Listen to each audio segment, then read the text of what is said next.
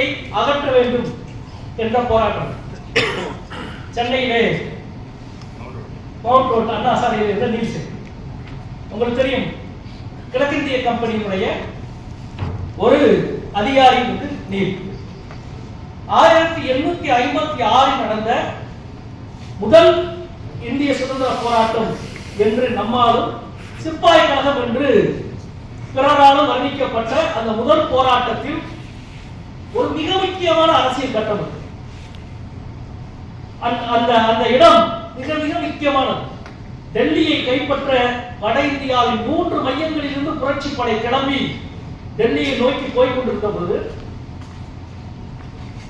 காசிமா நகரில் அந்த படைகள் வந்து கூடுகிற பொழுது அதை எப்படி கையாளுவது என்ற ஒரு பிரச்சனை வந்த பொழுது ஒரு சின்ன கிழக்கிந்திய படை, அந்த படையுடைய கேப்டனாக இருந்த நீல் ஒரு பெரும் இந்திய படையை, இந்தியர்களுடைய படையை கர்ண கொடூரமாக வெட்டி வீசினார்.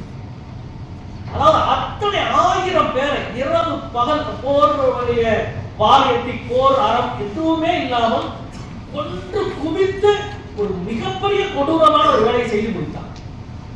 அது அன்றைய அந்த எழுச்சியை வீழ்த்துவதற்கான ஒரு பெரிய உத்தியாக, ஒரு பெரிய நிகழ்வாக அமைந்தது.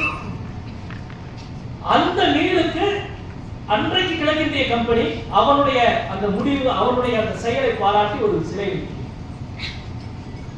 அந்த சிலையை கிழக்கிந்திய கம்பெனி ஏன் வைக்கிறது, பிரிட்டிஷ்காரன் ஏன் வைக்கிறான் என்றால், எவ்வளவு பெரிய மக்கள் எழுச்சி வந்தாலும் அதை அடக்குகிறவன் தான் அதிகார வர்க்கத்தினுடைய அடையாளம் என்று அந்த சிலையை, நீலினுடைய சிலையை பிரிட்டிஷ் வைக்கிறார்.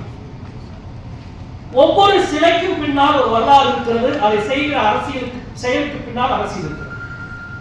இவ்வளவு பெரிய இந்தியர்களை கொன்று குவித்த ஒரு வீரனின் சிலை இது என்று சொல்லுகிற பொழுது, இந்த அயோக்கியனின் சிலையை அகற்றியே தீர்வோம் என்று சென்னை மாநகரில் மிகப்பெரிய போராட்டம் நடந்தது. அந்த போராட்டத்தின் தளபதிகளில் ஒருவராக களத்திலே நின்றவர்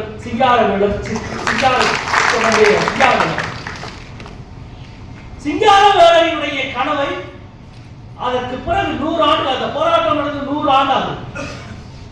1920 நடந்த போராட்டம்.